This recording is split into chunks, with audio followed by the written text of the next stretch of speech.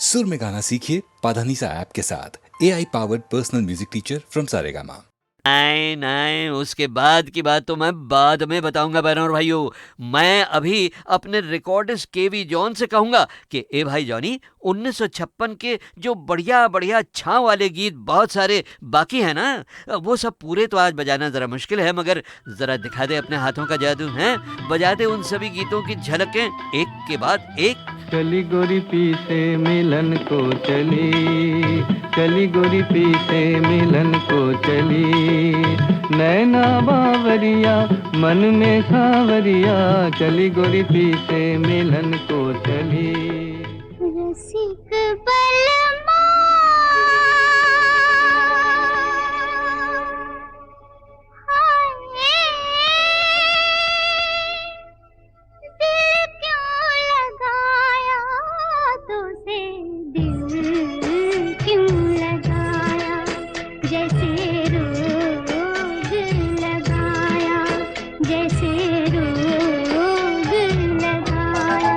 दिल दीवाना दिल मस्ताना माने ना, लगी बुझाना बुरा जमाना जाने ना, सोना सोना पहलू है दिलदार कहाँ, भीगी भीगी रातों का वो प्यार कहाँ। जादूगर सांवरिया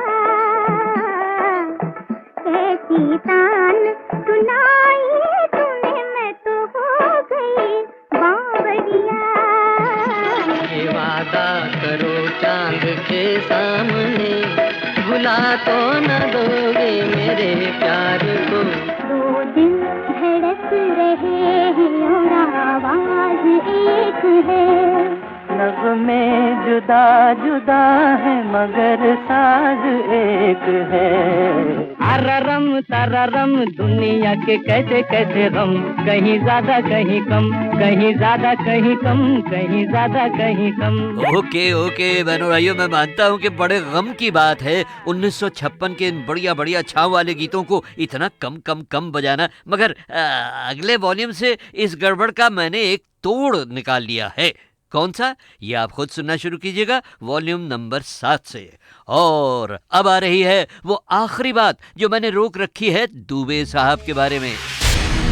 सन 2009, तारीख 26 जनवरी, बंबई के एक शानदार हॉल में एक सुरीला सजीला हंगामा खेज प्रोग्राम जिसका नाम गीत माला के अमर संगीतकार, और उसी रोज सारेगामा की ओर से गीत माला की छाव में के पहले 5 वॉल्यूम्स रिलीज हुए। किनके हाथों, वही मेरे रेडियो के दोस्त, रेडियो सिलोंग की कामयाबी के एक सुतून और HMV सारेगामा के पुराने वाइस प्रेसिडेंट VK दुबे के हाथों। बहनों और भाइयों, उस शानदार फंक्शन का हाल मैं आपको सुनवाऊंगा अगले वॉल्यूम में। उन्हें मैंने समझाया कि देखिए, मैंने तो हमेशा यही सुना है कि परमात्मा, अल्लाह, गॉड, आप जो भी नाम उसे दें, वो तो एक ही है, सबका वो एक ही पालनहार है। और कहीं तो ये भी कहा गया है कि सारा संसार एक परिवार। तो फिर हमारे 2 परिवार क्यों मिल नहीं सकते रमा और मेरे जरिए? आप फिक्र मत कीजिए, अगर ऊपर वाले ने चाहा तो सब कुछ ठीक ही हो जाएगा, बस दुआ कीजिए। ऐ मालिक तेरे बंदे हम,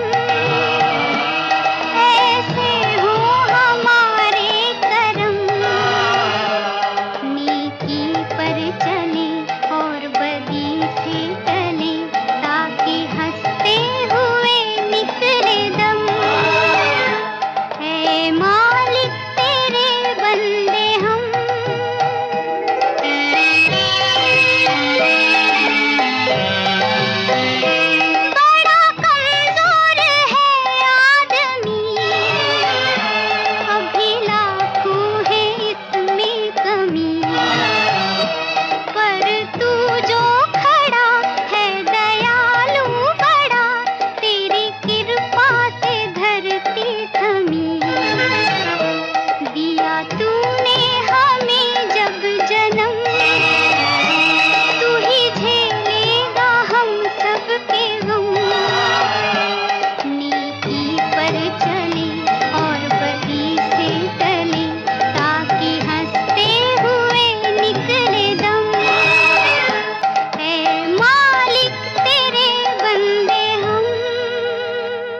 अरे ये देखिए साहब, 1958 के 3 हिट गीतों की झलकें यहाँ लाइन से खड़ी हैं मेरी लव स्टोरी को आगे बढ़ाने के लिए। फिल्म दो आंखें बारह हाथ का गीत जो अभी आपने सुना, ये था नंबर 20 पर, और हमारी दुआओं और प्रार्थनाओं से ऊपर वाला कैसे खुश हो गया और हमारी समस्याओं को उसने कैसे हल करना शुरू कर दिया, इसका मज़ेदार इशारा झलक के रूप में सुनिए फिल्म चंदन के गीत से, जो उस साल नंबर 19 पर था। बड़ा ही CID है वो नीली छतरी वाला, हर ताले की चाबी रखे हर चाबी का ताला। बड़ा ही CID है वो नीली छतरी वाला, हर ताले की चाबी रखे हर चाबी का ताला। बड़ा ही CID है।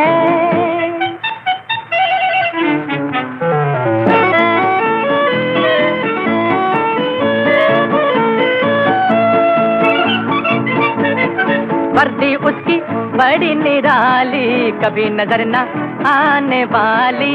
वर्दी उसकी बड़ी निराली, कभी नजर न आने वाली। ना कोई बिल्ला ना कोई नंबर, दफ्तर उसका नीला अंबर। नोट है उसकी पॉकेट बुक में, सबका माल मसाला। बड़ा ही CID है वो नीली छतरी वाला, हर ताले की चाबी रखे हर चाबी का ताला।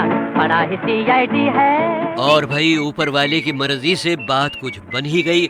हम दोनों ने तय कर लिया कि हम मेरी अम्मा के साथ मेरे ही घर में रहेंगे, जैसे सब धर्मों के निवासी मिलजुल कर रहते हैं अपनी भारत माता, अपनी मादर वतन में।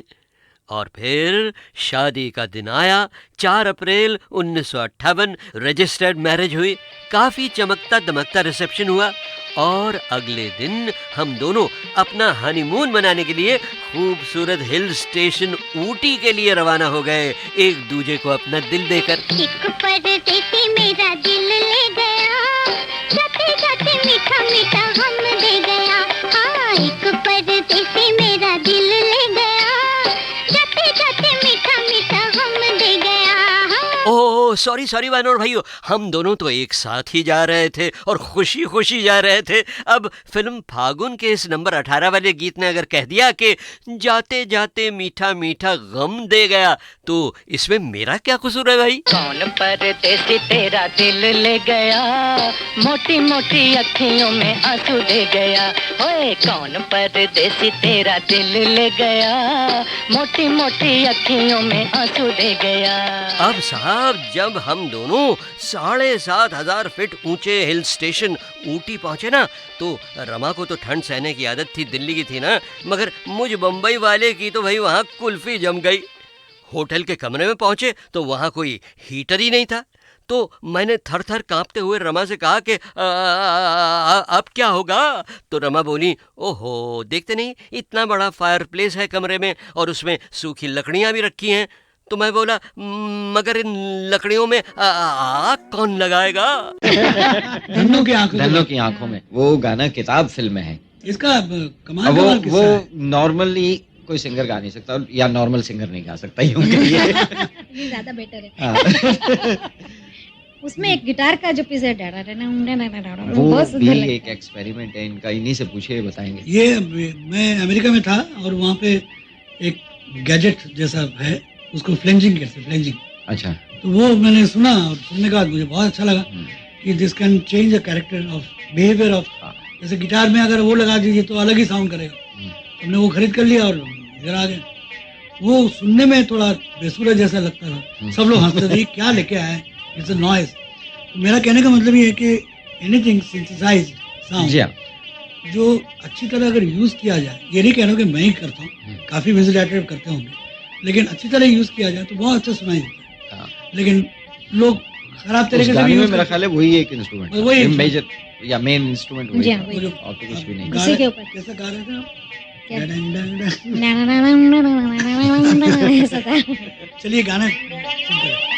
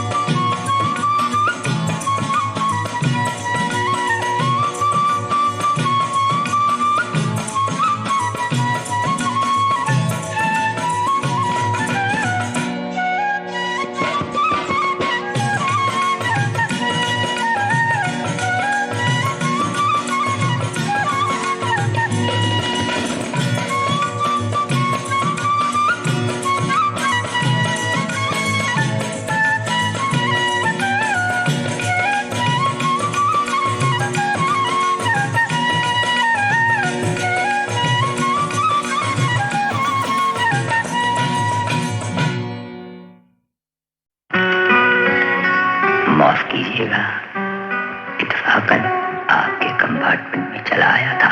आपके पांव देखे, बहुत हसीन हैं। इन्हें जमीन पर मत उतारिएगा, मैले हो जाएंगे।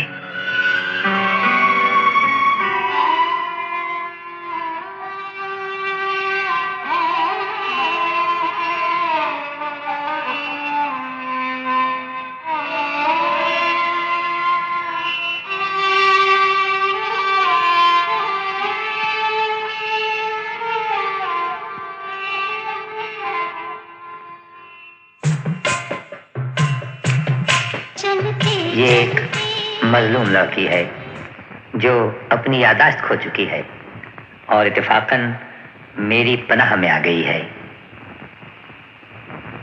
लेकिन तुम्हारे इस बयान पर कौन यकीन करेगा? मुझे इसकी परवाह नहीं। तुम्हें नहीं, लेकिन हमें इसकी परवाह है।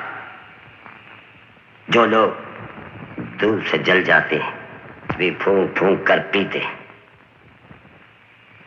अफसोस के लोग दूध से भी जल जाते हैं।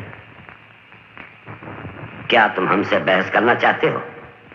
हमसे बहस करने की जरूरत नहीं।